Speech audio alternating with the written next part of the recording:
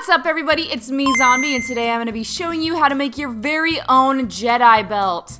I'll be walking you through how I made mine, so hopefully you can use some things that I show you here and put it towards your own cosplay. This belt is pretty simple, but it's got some really neat and functional accessories on it. Some accessories on mine include some Jedi food, a neato belt buckle, and a little bag to keep all my stuff in.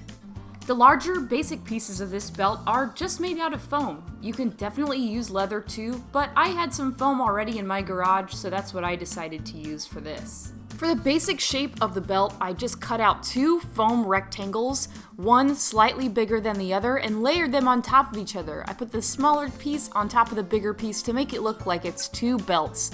And I'm just fitting it on my mannequin to make sure that it fits correctly. After I know that it fits correctly, I'm going to add some texture to it and make this thing kind of look like it's made out of leather.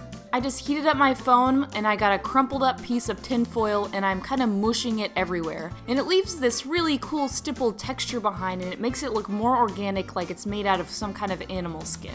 And you get to skip this part if you're using leather, but hey, foam's cheap, so I'm gonna make it work. Once I'm happy with how this looks, I'm going to go ahead and seal it with Plasti-Dip. Plasti-Dip is just a spray sealant that I use on my foam to seal it before I paint it.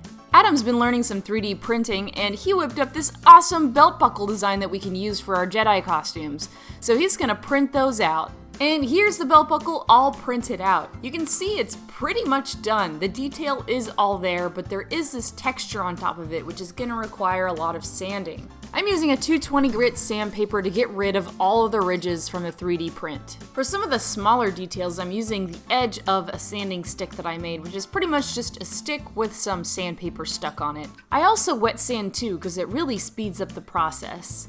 After going it with its first coat of sanding, I'm going to be using this tiny little sanding file to get in all these little details that I can't get to with just sandpaper or with a sanding stick. After sanding, I rinsed it off just to get rid of all of the dusties and the residue that's left over from sanding. And after this is dry, I'm ready to hit it with some filler primer. While waiting on my filler primer to dry, I'm going to work on my energy capsule for my belt. I'm just using some Sculpey and squishing them into the shape that I want to, and then sticking them all together. After they're all sculpted, I'm going to put them in the oven at 275 for about 15 minutes until they're hard. After the filler primer dried, I sanded one more time, hit it with one more coat of primer, and then put 2 coats of gunmetal spray paint on. I used Tamiya brand and it turned out really nice and shiny. I also hit my energy capsules with a coat of silver spray paint, and I'm going to add some details on those too. I'm using gold and brass acrylic paint to paint the energy capsules the colors that I want them. I'm using my black and brown acrylic paints with a small brush to go in and get all the little details that I want in my belt buckle. I'm really pressing the paint into all those little creases and guessing where dirt might accumulate, and using my blacks and browns as necessary. What's nice about using acrylic paints is that you can remove and add color as much as you want and add it in layers to make it look as dingy or as not dingy as you want it to. To finish it all off, I'm using some rub and buff with a tiny little brush and adding some silver details where I think that paint may have chipped off or some weathering may have happened. And I'm not going too crazy with this part, I just want all these details to pop really nicely. And ta-da! Here it is! It looks amazing! I love this belt buckle. I can't wait to put it right on the front of my belt. To put the belt buckle around my belt, I'm going to be attaching it with elastic. I'm just going with some hot glue and some elastic to affix this onto my belt. This side isn't very pretty, but it's okay because it's going to be against my body and nobody's going to see it. To make the pouch, I just cut out a rectangle and then put each side down on a piece of foam with some super glue for the sides. It's a really simple design, but hey, it works, and I just used Velcro on either side to keep it all together. After I cut the sides for my pouch out of foam, I made some little loops that I could hook straight into the back so they could loop around my belt and be adjustable. After the belt was Plasti-Dipped, I painted it brown with some acrylic paints. And I did the same thing for the bag too. I used some black acrylic paint to rub over it just a little bit so that texture shows up a little bit better. Now that I have all my accessories on, I'm going to use some brads. I have 2 prongs at the end and you can stick them through the foam very easily. They should work with other materials too, but they may need a little bit more finagling. I'm just sticking them on either side of this smaller inner belt here.